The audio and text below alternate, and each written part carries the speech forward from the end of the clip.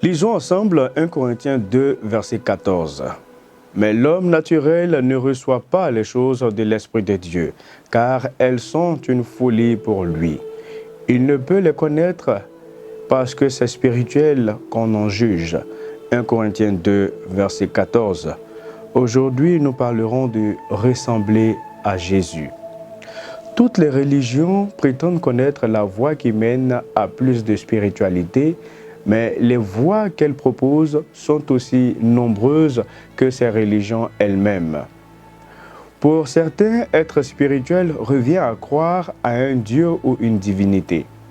Pour ces personnes, la vraie spiritualité se trouve au plus profond de soi. C'est la façon dont on aime, dont on accepte le monde et son entourage. On ne la trouve ni dans une église, ni dans une forme quelconque de croyance. Pour l'enseignement biblique, être une personne spirituelle ne se juge pas en fonction d'une philosophie de vie, c'est avant tout une question de vie ou de mort. L'homme spirituel est capable de juger, de se positionner en faveur ou contre. Il a du discernement. Il a connu la pensée de Christ et il a la même attitude mentale que celle qu'avait Jésus. Dans sa lettre aux Romains au chapitre 15, verset 5, l'apôtre Paul déclare que le Dieu de la persévérance et de la consolation vous donne d'avoir les mêmes sentiments les uns envers les autres selon Jésus-Christ.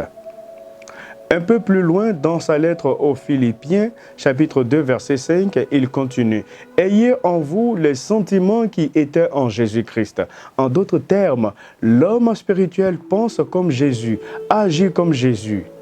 Pour connaître la pensée de Jésus, une étude minutieuse des évangiles s'impose. Sa réaction devant la foule, dans Matthieu chapitre 9, verset 36, est exemplaire. Voyant la foule, il fut ému de compassion pour elle, parce qu'elle était languissante et abattue, comme des brebis qui n'ont point de berger. L'homme spirituel éprouve les mêmes sentiments devant la détresse humaine. Il est préoccupé par le sort de ses contemporains. Il voit bien au-delà de leurs conditions terrestres et il pense surtout à leur bien spirituel. L'homme spirituel est guidé par l'Esprit de Dieu. L'homme spirituel pense et fait le bien spontanément, naturellement, sans arrière-pensée, sans calcul. L'amour pour Dieu et pour les autres, la bonté, la bienveillance sont particulièrement visibles chez lui. Il voit les autres comme Jésus les voit, des âmes à soulager et à sauver. Seigneur Jésus, ranime en moi ce désir de te connaître, de te ressembler, de te représenter là où je me trouve et de préparer les cœurs à te recevoir lors de ton prochain retour. Que Dieu nous bénisse.